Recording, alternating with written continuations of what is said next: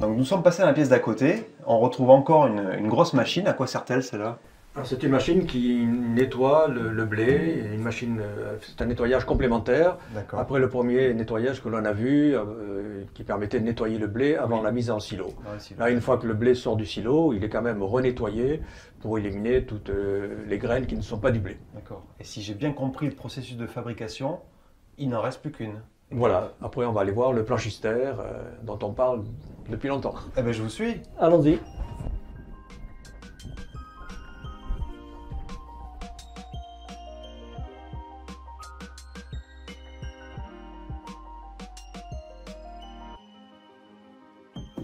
Georges, ça y est, nous sommes au dernier étage de ce moulin. Voilà.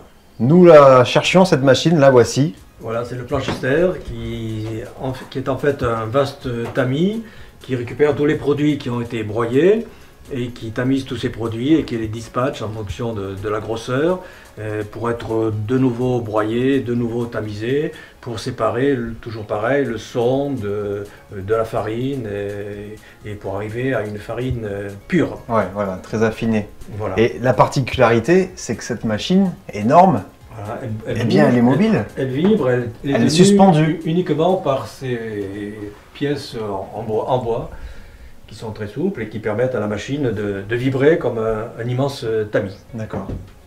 Magnifique. Voilà, et tous les produits sont aspirés avec le pneumatique depuis les broyeurs qui sont en bas et ils redescendent sur le planchistère et ça fait un circuit continuel jusqu'à séparer, toujours pareil, le son de la farine pure. Et donc, la dernière étape, après celle-ci, c'est laquelle? Voilà, après on récupère la farine est mise dans les silos qu'on va voir un peu plus loin. Ouais. Et lorsqu'on a besoin de farine, on récupère en sac cette farine pour être livrée aux différents boulangers.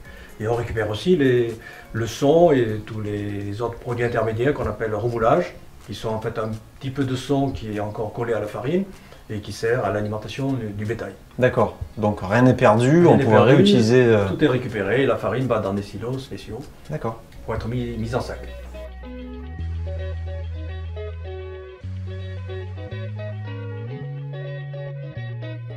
Alors, nous nous retrouvons face à ces vieux silos. Voilà, les anciens moulins, des silos en bois. Ouais. Et cette pièce servait de stockage pour les différents sacs. Les sacs en sacs d'époque, en jute. Et les sacs plastiques. Et cet appareil, c'était une machine à coudre qui servait à raccommoder tous les sacs percés par les souris ou les rats qui venaient manger le blé. Ouais. Et le blé était stocké dans ces silos, avec cette porte qui permettait de voir le niveau de remplissage du silo. Il me semble que cette machine ressemble étrangement à celle du dessous. Bon, voilà, c'est aussi un appareil pour nettoyer le blé. Il y en a un appareil qui nettoie, qui élimine les graines qui sont plus longues que le blé, et un autre qui élimine les graines qui sont plus rondes que le blé. Comme ça, le but c'est d'obtenir que les graines de blé, que la farine soit vraiment parfaite. Voilà. Là, on voit la partie qui servait à mouiller le blé, parce que le blé, pour être broyé, il faut qu'il soit un peu humidifié. Et donc, le blé passait avant broyage dans un bac avec de l'eau. Et ensuite, il était dirigé vers les différents broyeurs que l'on a vus en bas. Georges, il me semble que cette machine, vous la connaissez bien. Voilà, oui, c'est un appareil créé par mon père pour remplir des poches de farine en 1 kg.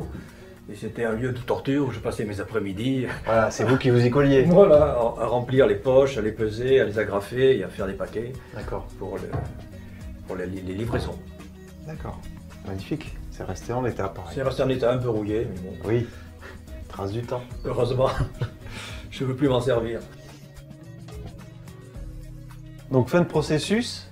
La farine arrive ici. Voilà, elle est stockée dans ces différents silos. Ouais. Et il ne reste plus qu'à remplir les sacs, comme ici, qu'on sangle de cette façon.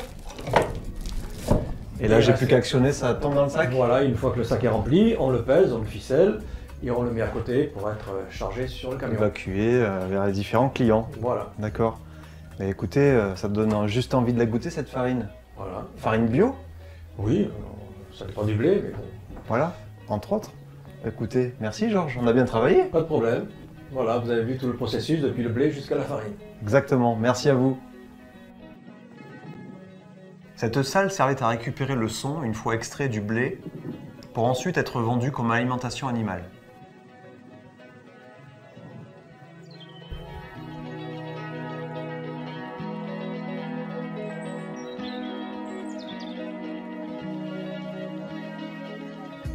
Jean-François, bonjour. Bonjour. Pouvez-vous nous parler un petit peu de votre implication au sein des moulins? Oui, bien sûr. Alors, je suis secrétaire de l'association périgordine des Amis des Moulins. C'est une association qui a plusieurs adhérents amateurs de moulins, tous autant qu'ils sont. Des gens qui sont propriétaires de leurs moulins, mais pas que. Il y a aussi des gens qui sont passionnés par les moulins et qui nous ont rejoints. Notre association a pour but de réhabiliter des moulins, de les restaurer, de les faire connaître au grand public, voilà, et d'en faire la promotion.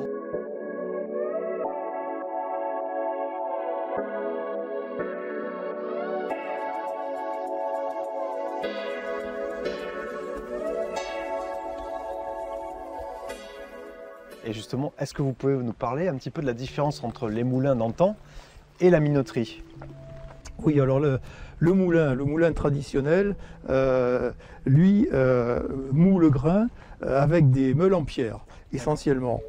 Alors que la minoterie, qui est beaucoup plus évoluée, élaborée et moderne, utilise des cylindres cannelés qui écrasent le grain et de ce fait a une rentabilité bien supérieure et une efficacité bien supérieure. D'évolution technique, donc de modernisation du système de production. Oui, absolument. Voilà. Absolument. Et justement, dans ces procédés, je suppose qu'ils n'ont pas changé, il y a différents types de farine, toujours Oui, il existe plusieurs types de farine selon l'utilisation que l'on veut en faire, du pain, de la pâtisserie ou du pain complet. Alors la mouture, celle qui sort du cylindre, elle est du type 110. C'est-à-dire qu'il y a le mélange de la farine et du son de la peau du blé.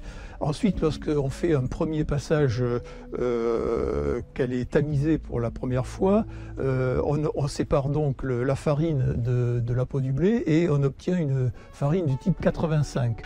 Et si on fait un autre passage, on va obtenir une farine un peu plus fine, un peu plus raffinée, qui sera du type 45, par exemple. Voilà. Plus l'indice est bas, plus la farine est pure, fine. Voilà, tout à fait. Et on peut l'affecter donc à différentes utilisations. Oui, pâtisserie. La pâtisserie, le plus fin possible. Voilà, la pâtisserie, c'est du 45. Le pain, c'est du type 55. Et voilà, et plus le pain complet, c'est du 85, type 85. Et voilà. D'accord. Et donc là, Jean-François, nous sommes devant cette minoterie, donc. Là, aujourd'hui, elle est à l'arrêt depuis 15 ans. Qu'est-ce qui va se passer si elle reste en l'état? Eh bien, je crains que on ne puisse pas vraiment la restaurer d'une façon complète, parce que c'est quand même énorme comme bâtiment. C'est un bâtiment industriel avec des machines. Ça demanderait beaucoup d'énergie et surtout beaucoup de moyens financiers. Ce qui veut dire que peut-être une partie pourrait être plus intéressante qu'une autre, pourrait être rénovée de façon peut-être à en faire non pas un outil de production parce qu'il est, je dirais presque, il est obsolète aujourd'hui, il faut l'avouer malheureusement, mais peut-être un conservatoire de la petite meunerie, voilà. Ça pourrait être un musée vivant où on pourrait justement expliquer les origines de ce beau métier. Oui, ça serait une possibilité, bien sûr.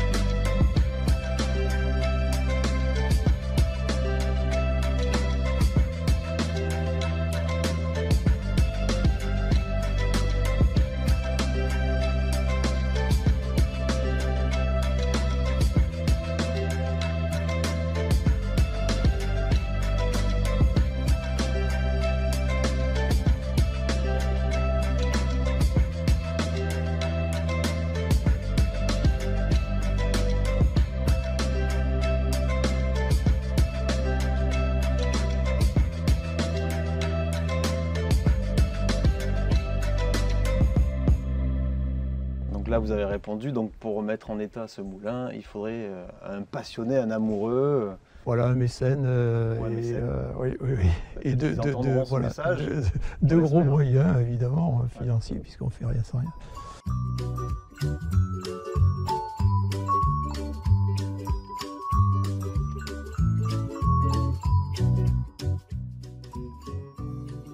Grâce à l'engagement des bénévoles, des associations, des historiens, des archivistes, le patrimoine continue de vivre.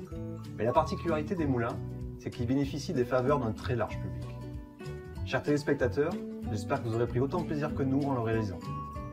Je vous dis à bientôt pour une nouvelle découverte du patrimoine oublié.